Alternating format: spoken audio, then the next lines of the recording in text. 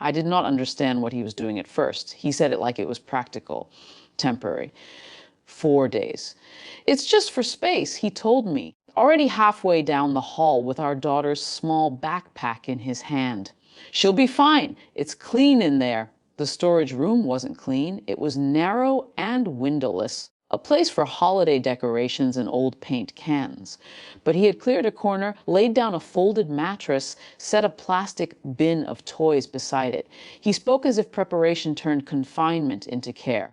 I remember standing in the doorway, holding a dish towel, trying to decide whether this was one of those moments where you push back hard or one of those moments where you're overreacting. He was taking our 11-year-old niece on a trip. She needs time away, he said. She's had a hard year. Our 5-year-old daughter had a hard year too. Kindergarten, nightmares, clinginess. But he dismissed that with a shrug. She'll be okay for a few days. He locked the door from the outside so she wouldn't wander. I told myself it was temporary. I told myself I would unlock it when he left. But he didn't leave right away. There were errands, phone calls, luggage by the door. Each time I moved toward the storage room, he was there, watching, not angry, just firm. You always think the worst of me, he said quietly once. That sentence has shaped more of my life than I want to admit. When they finally drove away, I stood in the kitchen and listened to the silence. I could hear her small voice through the wall, not crying, just talking to herself. I unlocked the door immediately. She blinked at the light like she'd been underground. I carried her out and let her sit at the table. I told her it was a game, a pretend camping trip. For 4 days, I kept her in the house with me. I never put her back in that room. But I didn't tell him. That is the part that shames me. I should have confronted him immediately. Instead, I avoided the explosion. I avoided the accusation that I was dramatic, hysterical, disloyal. I texted him photos of her coloring at the table. I never showed the room empty. Each night I lay awake, replaying it. The way he had turned a child into an inconvenience, the way I had almost let it happen. By the 4th day, the house felt tight, heavy, like it was waiting. He came home in the afternoon, suitcase rolling behind him, sunburned, cheerful. He hugged our niece goodbye at the curb. He barely looked at me. Then he walked down the hall. I don't know what made him do it. Maybe guilt, maybe habit. Maybe he wanted to prove something to himself. A few minutes later, he shouted my name. There was liquid seeping from beneath the storage room door, clear, slow, creeping across the tile. I felt something cold move through me. For a second, I thought I miscalculated. I forgot something. I failed her. He rushed to the door, fumbling with the key. I told you this was stupid, he muttered. But there was fear in it now, real fear. He flung the door open. Inside there was no child, only the mattress tipped over. A small plastic water jug split along the seam. Melted ice from a cooler he must have left behind pooling on the floor. A sticky sheen of diluted juice running toward the hallway. He stood there, breathing hard, staring at the empty space. "She's not," his voice cracked. "In the kitchen," I said. He turned slowly. She was sitting at the table behind him, swinging her legs, drawing a crooked house with a purple crayon. For a moment, he looked relieved. Then he looked confused.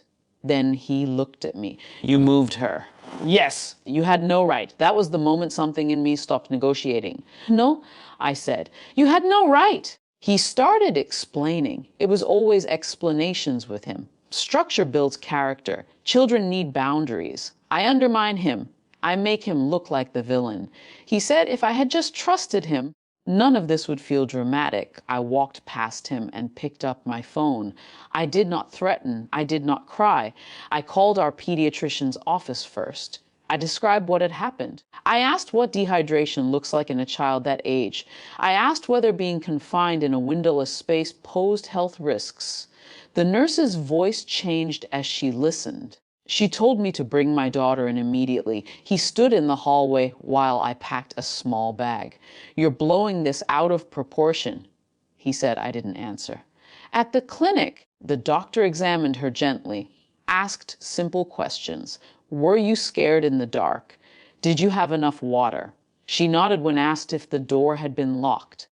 The doctor left the room for a long time. When she returned, she explained mandatory reporting in calm, procedural language.